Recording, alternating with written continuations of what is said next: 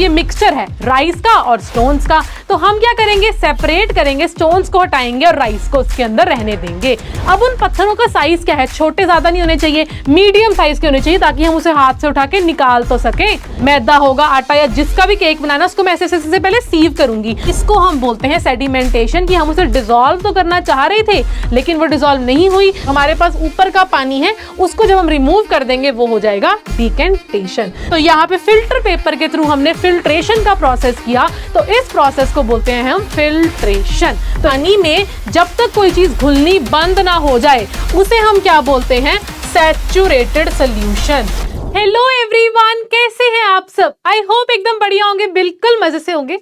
तो आज हमने अपना रैपिड रिवीजन करना है सेपरेशन ऑफ सब्सटेंसेस को लेकर। तो यार इस चैप्टर के अंदर हम देखेंगे कैसे हम चीजों को सेपरेट कर सकते हैं, उन्हें अलग कर सकते हैं। तो जल्दी से हम अपने चैप्टर को शुरू करते हैं, ठीक है? आ जाओ। हमने इसमें देखना है मिक्सचर क्या होते हैं और हमारे पास जो कंपोनेंट्स होते हैं मिक्सचर के, है ना, मिक्सचर्स को हम कैसे सेपरेट कर सकते हैं। मिक्सचर अब कैसे बन रहा है, बहुत सारी चीजों को मिलाया एक मिक्सचर बन गया। अब उस मिक्सचर को हम सेपरेट कैसे कर सकते हैं, उसके जो कंपोनेंट्स है, एक उठा के यहाँ रख दिया, एक उठा के यहाँ रख दिया, एक उठा के यहाँ रख दिया, एक उठा के वहां रख दिया, तो वो हम कैसे कर सकते हैं वो हम यहाँ पे देखेंगे, ठीक है भाई? चलो, अब यहाँ पे सेपरेशन ऑफ सब्सटेंसेस चैप्टर का नाम है। चलो, अब यहाँ पे सपोज करो मैंने तुम्हें एक बकेट दी, उस बकेट के अंदर मेरे फेवरेट मैंगो भी पड़े हैं और तुम्हारे फेवरेट गुआवा भी पड़े हैं, है ना? अब किसी और का जौन सा भी फ्रूट फेवरेट है कमेंट में बताना। तो यहाँ पे जो मेरे फेवरेट मैंगो थे मैंने तो वो उसमें से निकाल लिए बाहर, है ना, क्योंकि मुझे तो मैंगो खाने थे, लेकिन जो अमरूद या जो गुआवा थे वो मेरे को नहीं खाने थे, वो तुम खा लो आराम से। तो यहाँ पे मैंने क्या किया, सेपरेट कर दिया।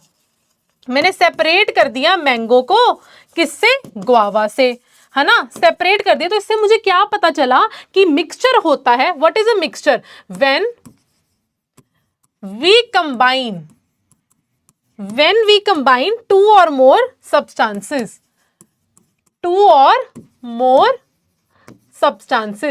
तो मेरे पास ऐसी कौन सी चीज बनती है जिसे हम क्या बोलते हैं, मिक्सचर इज फॉर्म्ड, ठीक है? दो या दो से चीजों को मिलाया, मिक्सचर हमारे पास बन गया। उसमें से मैंने कहा मैंने एक चीज निकाल ली, फिर दोबारा से वो एक अकेली चीज रहेगी, तो वो मिक्सचर तो नहीं है। तो नेक्स्ट अगर मैं देखूं हमारे पास चावल। अगर तुमने कभी नोटिस किया होगा कि कई बार चावलों में होते हैं पत्थर, मैं बोलने लगी थी कंकड़ और पत्थर, पप्पड़ निकलने का। तो यहां पे इसके अंदर होते हैं हमारे पास पत्थर, यानी कि स्टोन्स, है ना? क्या होते हैं, स्टोन्स। अब उन स्टोन्स को तुम कैसे करोगे, अब ये मिक्सचर है राइस का और स्टोन्स का, तो हम क्या करेंगे, सेपरेट करेंगे, स्टोन्स को हटाएंगे और राइस को उसके अंदर रहने देंगे। तो ये क्या हो जाएगा, सेपरेशन हो जाएगा। दूसरा अगर मैं तुम्हें एक एग्जांपल दूं, जैसे कि हमारे पास एक डिश है ना, उस डिश के अंदर हमारे पास राइस भी हैं, हमारे पास बहुत सारे राइस भी हैं, हमारे पास ग्रीन कलर के पीस भी हैं, हमारे पास रेड कलर की चिलीज भी हैं, और मेरे पास रेड कलर के आहा टमाटर बड़े मजेदार, वाह टमाटर बड़े मजेदार, तो टमाटर भी हैं। अब इस पूरे बिरयानी या पूरे पुलाव में से हमने क्या किया, टमाटर भी निकाल लिए, हमने पीस भी निकाल लिए, हमने राइस तो चलो क्या ही निकाल लेंगे, हमने क्या बोलते हैं कैप्सिकम जो चिलीज है हमने वो भी निकाल दी। तो इस पूरे मिक्सचर में से हमने उसके कंपोनेंट्स को उठा के साइड में रखना शुरू कर दिया, ठीक है भाई? नेक्स्ट आते हैं मेथड्स ऑफ सेपरेशन। तो सबसे पहला मेथड ऑफ सेपरेशन है हमारा हैंड पिकिंग। सबसे पहला method of separation is hand picking. Hand picking के नाम से ही पता चल रहा है तुम हाथों से उठा के उसको साइड कर रहे हो। इससे हमें पता क्या हो रहा है, देखो यहां पे हैंड पिकिंग कब होएगी, जैसे मेरे पास एक बॉक्स है ना, उस बॉक्स के अंदर सब कुछ छोड़ो, मेरे पास एक पिज्जा है, उस पिज्जा के अंदर पनीर भी है, उस पिज्जा के अंदर अनियंस भी हैं, ऐसे अनियन भी हैं और पनीर भी है। मैंने कहा यार मुझे ना अनियन नहीं खाने, अनियन तुम निकाल दो, तो तुम लोग अनियन निकाल दोगे तो मेरे पिज्जा में क्या रह जाएगा, पनीर, है ना? तो यहां पे हमें क्या पता चला कि हम हैंड पिकिंग से कैसे कर सकते हैं, हम कलर देख के भी हैंड पिकिंग कर सकते हैं कि इस कलर का अनियन है, इस कलर का अनियन है ये। दूसरा हम हैंड पिकिंग कैसे कर सकते हैं, साइज को देख के। है ना। जैसे मेरे पास ये चावल है, चावल के अंदर गोल गोल या किसी भी और कलर के हमारे पास पत्थर है, उन्हें हम निकाल लेंगे। अब उन पत्थरों का साइज क्या है, छोटे ज्यादा नहीं होने चाहिए, मीडियम साइज के होने चाहिए, ताकि हम उसे हाथ से उठा के निकाल तो सके। ठीक है, तो ये होता है उसका साइज। तीसरा हम देखते हैं उनकी क्वांटिटी क्या है। भाई एक सेकेंड, एक बाउल तुमने दे दी जिसमें पत्थर पुत्थर हैं, फिर तो ठीक है, लेकिन अगर मैंने 20-20 किलो की 20 थैलियां दे दी, फिर तुम क्या करोगे? फिर तो तुम नहीं कर सकते, फिर तो तुम इतने से इतने भी हो जाओगे, तो नहीं वो खत्म होने वाला, इतना सारा उसमें सामान होता है, कैसे पत्थर निकालते फिरोगे। तब हम यहाँ पे क्वांटिटी देखते हैं। भाई क्वांटिटी इसकी क्या होनी चाहिए? स्मॉल होनी चाहिए, ताकि आराम से हो जाए। टाइम इतना अपने पास है नहीं कि हम उसे ऐसे अलग करते रहे। ठीक है, तो ये थी हैंड पिकिंग, जिसमें हम सेपरेट करते हैं अलग अलग चीजों को एक मिक्सचर में से थ्रू हैंड्स। नेक्स्ट हमारे पास आता है विनोइंग। विनोइंग भी W से शुरू होता है, इसका काम भी हमारा W फॉर विंड से चलता है। कैसे? यहां पे हमारे पास है एक अंकल, ठीक है, वो अंकल ने अपने हाथ में पकड़ा हुआ ऐसे कोई चीज पकड़ी हुई है ना। उसके अंदर हमारे क्या है? ग्रेन्स भी प्रेजेंट है। ग्रेन मतलब हमारे सीड्स वगैरह प्रेजेंट है, और साथ में उसमें हमारे पास क्या है? हस्क भी प्रेजेंट है। हस्क मतलब जो घास फूस थोड़ी सी ग्रेन्स के साथ होती है, वो घास फूस भी प्रेजेंट है। तो वो क्या कर रहे हैं? उन्होंने उसको ऐसे ऐसे जब हिलाया, जब ऐसे से हल्का सा हिलाया, तो हमारे पास जितने भी ग्रेन्स थे वो तो नीचे आ गए, क्योंकि वो भारी थे। जितने भी हमारे ग्रेन्स यानी कि जो सीड्स थे वो तो नीचे आ गए, लेकिन जितनी भी हस्क थी वो इधर चली गई, क्योंकि हमारी विंड इस डायरेक्शन में चल रही थी। विंड इस डायरेक्शन में चल रही थी और हस्क बहुत हल्की थी। हस्क इज वेरी लाइट, जिसकी वजह से वो भी हमारी क्या चलेगी? विंड के साथ ही आगे चली गई। तो यहां पे हम क्या कर रहे हैं? हम सेपरेशन कर रहे हैं। We are separation of grains from husk. ठीक है, grains from husk on the basis of through wind, है ना, थ्रू विंड, विंड फ्लो। जहां पे विंड जा रही है वहां से हल्की हल्की हस्क जाती रहेगी और नीचे हमारे ग्रेन्स बैठ जाएंगे। नेक्स्ट हमारे पास प्रोसेस आता है थ्रेशिंग का। थ्रेशिंग में क्या होता है? हमारे पास ऐसे लंबी लंबी स्टॉक्स होती हैं, इनमें ऐसे लगे होते हैं ग्रेन्स, ऐसे ऐसे हमारे ग्रेन्स लगे होते हैं। हम क्या करते हैं? इन स्टॉक्स को लेते हैं और ऐसे मारते हैं। जब हम उनको लेके ऐसे मारेंगे तो क्या होगा? हमारे पास ये ग्रेन्स नीचे आ जाएंगे और ये स्टॉक्स जो है हमारी काम की, उसको तो हम साइड में ही रख देंगे। ये प्रोसेस होता है थ्रेशिंग का। इसमें भी हम क्या करते हैं? Separation of grains from stalks by beating against कोई भी सपोर्ट या ग्राउंड। ठीक है, ग्राउंड या किसी भी सपोर्ट के अगेंस्ट आप उसे बीट करोगे तो हमारे जो ये ग्रेन्स हैं, अगर मैं इसे बनाऊं ऐसे, तो ये जो ग्रेन है ये हल्का है, मतलब ये तो भारी है, ये बाहर आ जाएगा, और ये जो यहां से इसका कांटेक्ट छूट जाएगा, ये जो कांटेक्ट है वो रिमूव हो जाएगा, स्टॉक अलग हो जाएगा और ग्रेन बाहर आ जाएगा। ये प्रोसेस होता है थ्रेशिंग का। नेक्स्ट हमारे पास आता है सीविंग। सीविंग में हम क्या करते हैं? छानना। सीविंग में क्या होता है? छानना। हम भी किसी चीज को छान रहे हैं, उसको हम क्या बोल देते हैं? सीविंग। जैसे अगर मेरे को केक बनाना है, अगर मुझे केक बनाना है तो मैं क्या करूंगी? जो भी मेरे पास मैदा होगा, आटा या जिसका भी केक बनाना है, उसको मैं ऐसे से पहले सीव करूंगी, ताकि अगर उसके अंदर थोड़ी सी भी, जैसे थ्रेशिंग करी, विनोइंग करेंगे, अगर बाई चांस उसमें थोड़ा सा हस्क या कुछ भी इंप्योरिटी अभी भी है, वो उस सीविंग से ऊपर रह जाए। तो यहां पे इस सीविंग में हमारे पास छोटे छोटे पोर्स होते हैं, सीव्स होते हैं।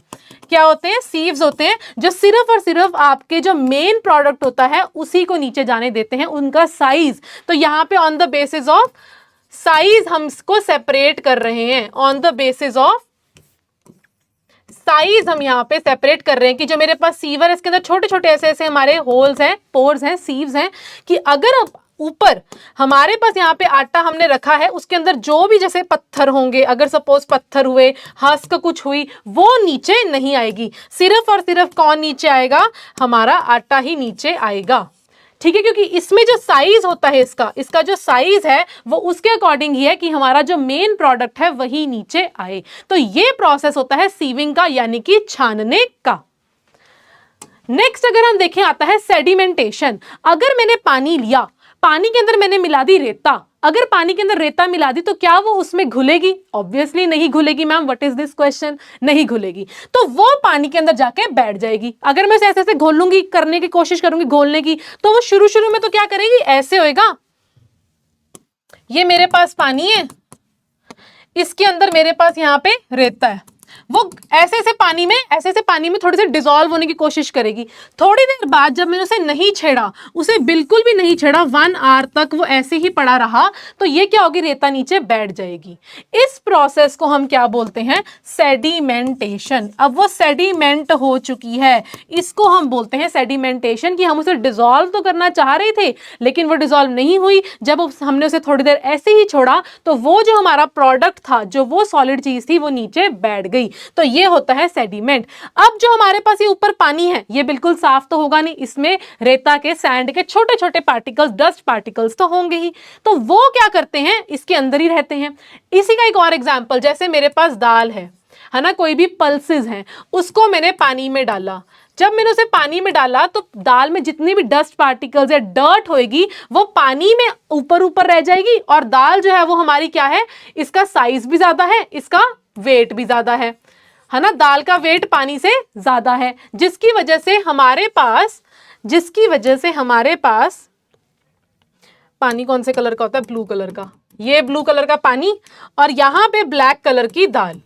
ये ब्लैक कलर की दाल तो नीचे बैठ गई, लेकिन इसके अंदर जितनी भी डस्ट वगैरह, जितने भी डस्ट पार्टिकल्स है, वो इसके अंदर ही है ना। तो हम क्या करेंगे, ये जो दाल है ये तो सेडिमेंट कर गई, लेकिन जो ये पीछे जितने भी डस्ट पार्टिकल्स हैं, इस पानी को हम थ्रो कर देते हैं। इसी प्रोसेस को हम बोलते हैं डीकेंटेशन। क्या बोलते हैं, डीकेंटेशन। तो सेडिमेंट का मतलब नीचे बेस पे जाके बैठ जाना, जम जाना, वहीं पे जाके बैठ जाना आराम से, सेडिमेंटेशन। और जो ऊपर का पानी था उसको जब हमने रिमूव कर दिया, ये होता है हमारे पास फिल्ट्रेट। जो हमारे पास ऊपर का पानी है उसको जब हम रिमूव कर देंगे वो हो जाएगा डीकेंटेशन। तो यही प्रोसेस है डीकेंटेशन का, कि जब हमारे पास एक बकेट है, उस बकेट के अंदर हमारे पास वाटर था, इस बकेट के अंदर अगर मेरे पास बहुत सारा वाटर था तो इसके अंदर जो हमारे पास पल्सेस थी वो तो नीचे जाके बैठ गई। जो हमारे पास ब्लैक दाल थी वो तो नीचे जाकर हमारे पास बैठ गई, लेकिन जो हमारे पास जो डर्ट मटेरियल है वो तो पानी में यहां पे है ना। तो इस पानी, ये जो दाल थी ये तो क्या हो गई, सेडिमेंट, लेकिन जो ऊपर पल्सेस थी उसको हम रिमूव कर देंगे। जो हमारे पास ऊपर पानी था उसको हम रिमूव कर देंगे। इस प्रोसेस को हम बोलते हैं डीकेंटेशन। क्या बोलते हैं हम, डीकेंटेशन। ठीक है, the removal of the water, जो removal of the liquid which has been present during a sedimentation process. तो मतलब जो लिक्विड मेरे पास ऊपर बच गया, जो हमारे पास फिल्टरेट ऊपर बच गया, उसको हम क्या बोलते हैं, डिकेंटेशन। नेक्स्ट आता है फिल्ट्रेशन। फिल्ट्रेशन में क्या होता है, आप किसी भी चीज को फिल्टर कर रहे हो। जैसे चाय बनाई, किस किस को चाय पसंद है, हम तो चाय नहीं पीते, आप चाय पीते हैं तो बताइएगा जरूर। तो यहाँ पे ये जब चाय है, ये चाय को हम क्या करेंगे, जब छानेंगे, जब हम इस चाय को छानेंगे तो हमने यहाँ पे एक छननी लगाई हुई है। इस चाय को जब छानेंगे तो जो ऊपर टी लीव्स हैं, जो इसके टी लीव्स होंगे वो यहाँ पे आके जम जाएंगे, मतलब बैठ जाएंगे ऑब्वियसली, क्योंकि वो नीचे नहीं जाएंगे। तो ये टी लीव्स जो अपनी उसी छननी के ऊपर रह गए, उसी सीवर के ऊपर रह गए, तो ये हमारे पास क्या है, एक फिल्ट्रेशन प्रोसेस होता है, कि हम इसे फिल्टर कर रहे हैं, हम इसको फिल्टर कर रहे हैं। जो चीज हमें नहीं चाहिए वो ऊपर ही हम छोड़ रहे हैं। ऐसे ही हमारे पास एक दूसरा प्रोसेस है, इसमें हम क्या करेंगे, यहां पे हमारे पास यूजुअली फिल्ट्रेशन करवाई जाती है फिल्टर पेपर के थ्रू। फिल्टर पेपर के थ्रू हम क्या करवाते हैं, फिल्ट्रेशन। तो इसके प्रोसेस में मेरे पास सपोज ये था, इसके अंदर मेरे पास था ऑरेंज जूस, फ्रूटी, इसके अंदर थी फ्रूटी। अब इसके अंदर जो फ्रूटी थी, उस फ्रूटी में थे पत्थर, है ना। तो मैंने क्या किया, यहां पे लगा दिया फिल्टर पेपर, उस फिल्टर पेपर ने क्या किया, फ्रूटी को तो नीचे जाने दिया, फ्रूटी को तो नीचे जाने दिया, लेकिन जो पत्थर थे उनको नीचे जाने नहीं दिया। तो उसको जब वो नीचे नहीं जाने दे रहा, तो इससे हमें क्या पता चल रहा है? इससे हमें यह पता चल रहा है कि जो हमारे पास ऊपर पत्थर हैं, वो हमारे यहाँ पे इंप्योरिटीज हैं, वो ऊपर रह गई, और जो फ्रूटी थी वो नीचे चली गई। तो हमने उसे क्या कर दिया? हमने जिस फ्रूटी के अंदर पत्थर्स का मिक्सचर था, फ्रूटी के अंदर पत्थर्स का ही मिक्सचर था ना, हमने उसके पत्थर्स को अलग कर दिया और फ्रूटी हमारी यहां से नीचे आ गई, है ना। तो यहां पे फिल्टर पेपर के थ्रू हमने फिल्ट्रेशन का प्रोसेस किया, तो इस प्रोसेस को बोलते हैं हम फिल्ट्रेशन। तो ये यहां पे एक फिल्टर पेपर होना इज नेसेसरी, होना तो चाहिए। नेक्स्ट अगर देखें इवेपोरेशन, इवेपोरेशन का मतलब क्या होता है? जब हमारे पास वाटर जो कि लिक्विड स्टेट में है, जब वाटर लिक्विड स्टेट में है, वो किस में कन्वर्ट हो जाएगा? वेपर में, यानी कि गैसियस स्टेट में वो कन्वर्ट हो जाएगा। तो मेरे को पता है मेरे पास जो लेक्स होती हैं, जब पानी होता है हमारे पास, जब वो हम बॉयल करते हैं, जब हम इसको हीट करते हैं, जब हम वाटर को हीट करते हैं, अब लेक्स को जाके तुम हीट तो करने लगोगे नहीं अपनी छोटी सी गैस से, है ना। उसको कहां से आएगी? सनलाइट। उसको क्या आएगी? सनलाइट। सनलाइट से जो लाइट आएगी वो पानी के लेक पे जाएगी और वहां से स्टीम बन के पानी जो है वेपराइज होगा। जैसे जो पानी है, सनलाइट आई, पानी इवेपोरेट हुआ, वो इवेपोरेट हुआ, यहां पे मेरे पास इवेपोरेट हुआ और ऊपर जाते जाते क्लाउड्स में वो कंडेंसेशन हो गई, क्लाउड्स में जाते जाते वहां पे कंडेंसेशन हो गई। तो यहां पे जब मेरे पास वाटर वेपर की फॉर्म में बनता है अपने लिक्विड स्टेट से, उस प्रोसेस को हम बोलते हैं इवेपोरेशन। इसका सबसे बढ़िया फिनोमिना है जब सीज, जो समुद्र होते हैं, उनको शैलो पिट्स में डाल दिया जाता है, मतलब एक ऐसी जगह पे लेके जाया जाता है जहां पे छोटे छोटे ऐसे शैलो पिट्स होती हैं। तो यहां पे जब सनलाइट आती है ना, वहां से जो पानी होता है वो सारा इवेपोरेट हो जाता है और यहां पे हमारा सॉल्ट इकट्ठा हो जाता है, सॉल्ट इकट्ठा हो जाता है, जिससे क्या पता चलता है कि यहां पे इवेपोरेशन हो गई है। Next is saturated and unsaturated solution. अच्छा, बहुत सॉल्ट की बात चल रही थी, तो यहां पे भी थोड़ा नमकीन पानी लेके आते हैं। तो यहां पे मेरे पास क्या है? पानी है, आज ब्लू है, पानी पानी पानी पानी पानी पानी, और इसके अंदर मैंने डाल दिया सॉल्ट। मैंने क्या डाल दिया? सॉल्ट। एक बार घोलना चाहा, घुल गया, और सॉल्ट डाल, जैसे 1 स्पून सॉल्ट की डाली मैंने, इसमें क्या डाला? 1 स्पून सॉल्ट, पानी में घुल गया। फिर मैंने 2 स्पून सॉल्ट डाले, वो भी पानी में घुल गए। फिर मैंने 3 स्पून सॉल्ट के डाले, वो पानी में अब प्रॉपरली नहीं घुल रहे हैं। तो मतलब आपके पानी में जब तक कोई चीज घुलनी बंद ना हो जाए, उसे हम क्या बोलते हैं? Saturated solution. क्या बोलते हैं? Saturated solution. सैचुरेटेड सोल्यूशन मतलब when a particular component stops dissolving in liquid। यहां पे लिक्विड मेरे पास कौन है? वाटर। बेसिकली हम यहां पे लिक्विड की जगह सॉल्वेंट वर्ड भी यूज कर सकते हैं। वो सॉल्वेंट मैंने यहां पे क्या लिया? वाटर। और जो ये सॉल्ट था, ये मेरे पास क्या था? सल्यूट। ठीक है, तो मैंने सल्यूट सॉल्ट बोला, सॉल्ट को, उसको मैंने डाला वाटर में, जो कि मेरे पास क्या था? सॉल्वेंट। अगर तो वो घुल रहा है, ठीक है, अगर उसने घुलना बंद कर दिया, इसका मतलब अब पानी कहता अब बस, अब हमसे और नहीं सहा जाएगा सॉल्ट को, अब हम और नमक नहीं झेल सकते अपनी जिंदगी में। तो पानी ने कहा कोई बात नहीं, अब नहीं झेल पाएंगे। तो हमने कहा कोई बात नहीं, तू बन गया सैचुरेटेड सोल्यूशन ऑफ सॉल्ट। तो पानी के अंदर जब हमने सल्यूट को डाला, सॉल्वेंट के अंदर जब हमने सल्यूट को डाला और उसने घुलना बंद कर दिया, तो वो बन जाएगा एक सैचुरेटेड सोल्यूशन। तो आई होप आपको समझ में आ गया होगा। ये थी जस्ट एक छोटी सी rapid revision of this chapter. मिलते हैं आपसे अगली वीडियो के अंदर। Okay, bye everyone.